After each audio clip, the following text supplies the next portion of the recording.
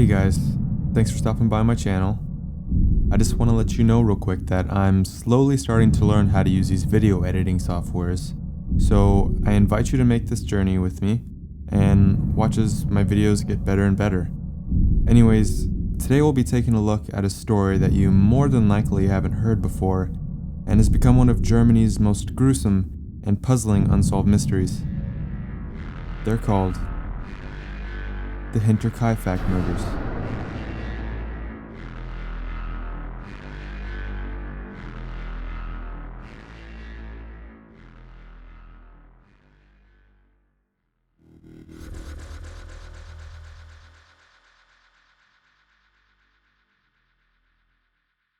The story takes place back in 1922 in a single farm settlement called Hinterkaifek.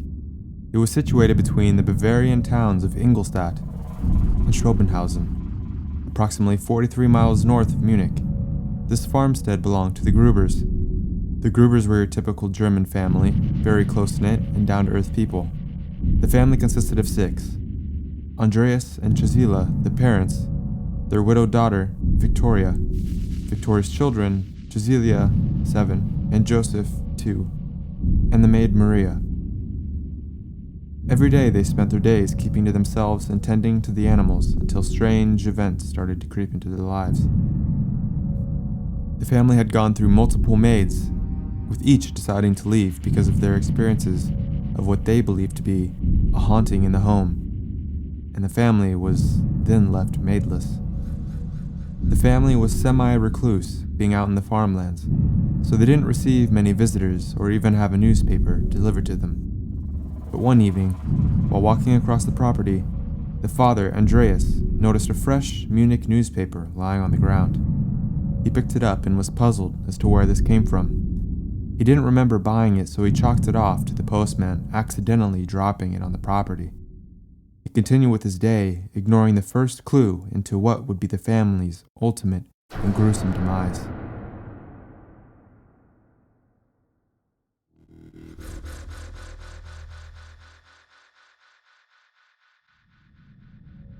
The Grubers had neighbors nearby that they would mingle with and share stories of their lives on the farms. During one of these visits, Andreas told his neighbor that some of his house keys went missing before he discovered fresh boot tracks leading from the forest at the edge of the property to one of his barns containing the machine room. Andreas followed the tracks to the barn and noticed that the door lock had been broken and that those boot tracks had come from only one direction, meaning that the intruder had came in and had not yet left.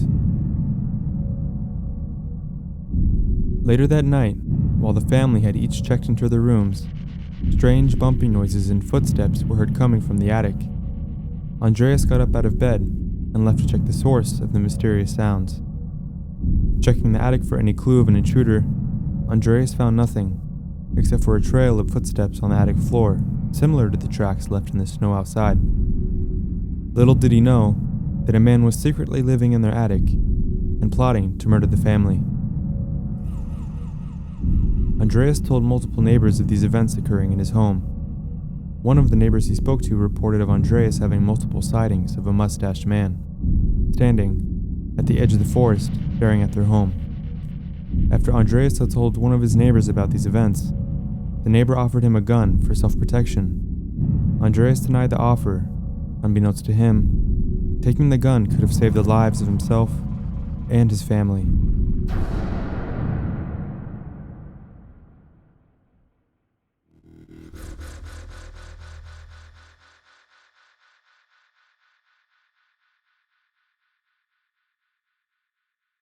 Friday, March 31st, 1922.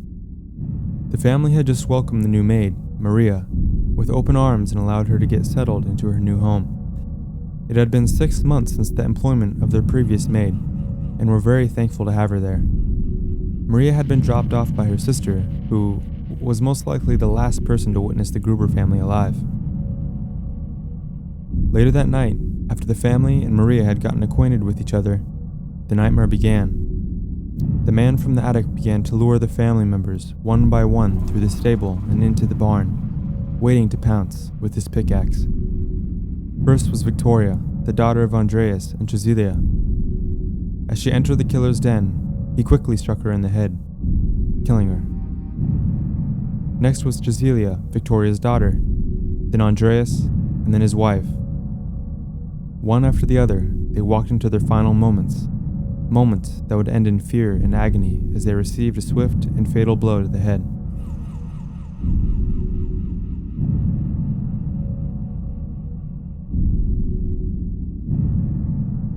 When the first four had been killed, the mustache man dragged their bodies across the barn and laid them in some hay, stacking their bodies and covering them with more hay as to hide the corpses. After covering the bodies, he began making his way into the family home, where Maria and baby Joseph were cluelessly awaiting their deaths. Maria was the first to be found. She laid in her room, drifting into a sleep, when the mustached man silently crept into her room and struck her in the head. He left her body unmoved in the bed to find the last of the family, 2-year-old Joseph, who was peacefully asleep in the basement. He walked down the stairway leading to the basement and watched baby Joseph sleep. With no empathy or remorse, the killer raised his pickaxe and took his final victim. Maria and Joseph's bodies were not moved but left to bloat in the beds they were killed in. The family was no more, but the murderer wasn't about to leave quite yet.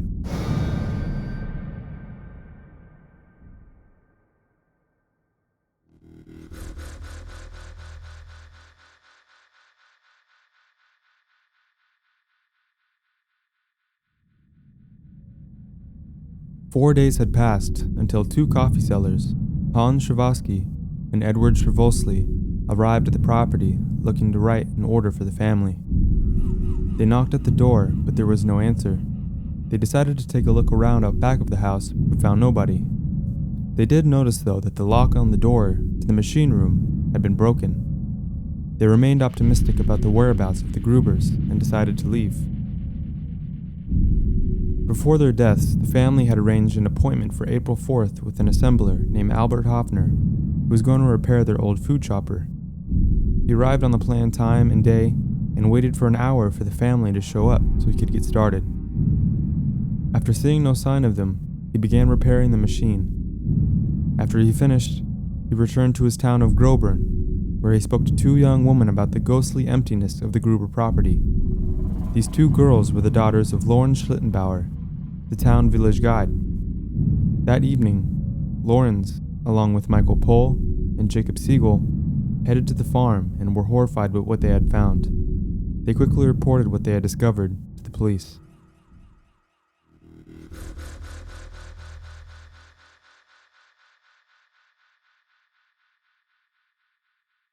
Upon investigation, police reported multiple findings and theories as to the occurrences that took place on the night of March 31st, 1922.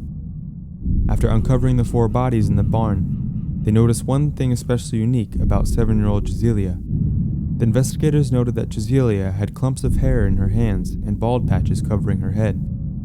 This led them to believe that she had ripped out her own hair. Their theory states that while she slowly died over a number of hours, she may have torn out her own hair as she lay terrified and in pain next to the corpses of what used to be her beloved family members. Neighbors claimed to have seen chimney smoke days after the murder, which contributed to them not reporting anything to the police because they had assumed the family had returned to their home.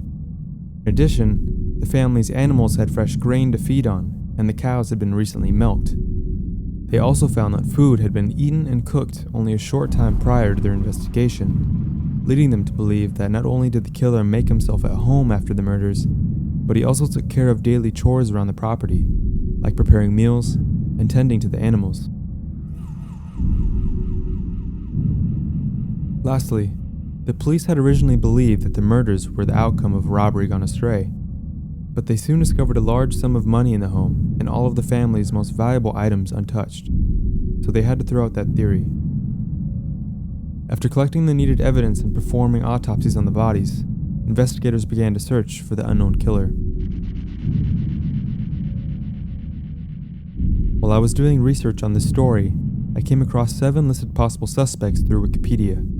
Some of the suspects are actually pairs of people, meaning that there was possibly more than one person involved in the killing of the family. From the 7 listed suspects, I found 2 of them to be the most interesting and compelling.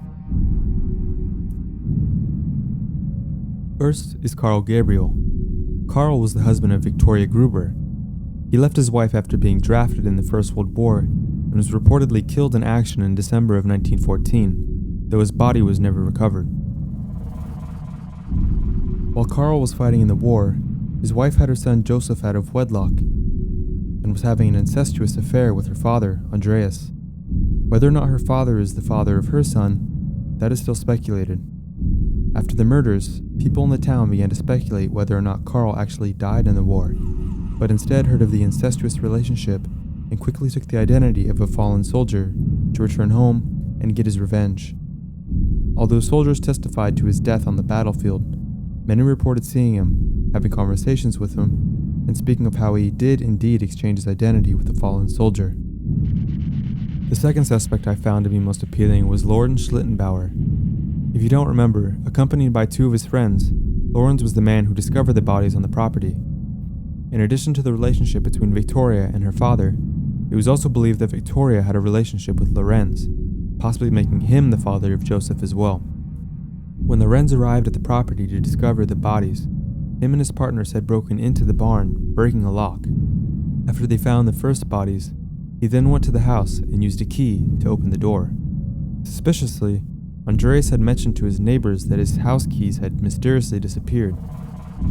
After entering the house, Lorenz moved evidence and disturbed the bodies, thus compromising the investigation. Some speculated that as the father of Joseph, Victoria demanded that he provide financial support. Either not being able to afford it, or not wanting others to discover the affair, he decided to murder the family. Just a year after the murders in 1923, the Hinterkaifek farm was laid down and a memorial was put in its place. The shrine is still standing today and can be visited in the Weidenhof Cemetery. To this day, this case has gone unsolved. Over 100 suspects were investigated following the years of the murders, but none were officially convicted. Although the justice due to the Gruber family has never been served, and the wicked actions of the killer was left unpunished, the story has survived to this day, and lives on as one of Germany's most gruesome and mysterious unsolved mysteries.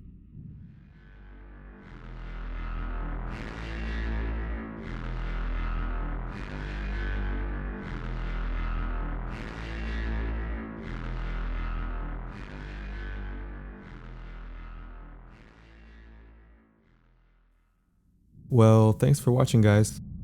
I hope you enjoyed it. It took me a couple days to make this video, and it was a lot of hard, tedious work.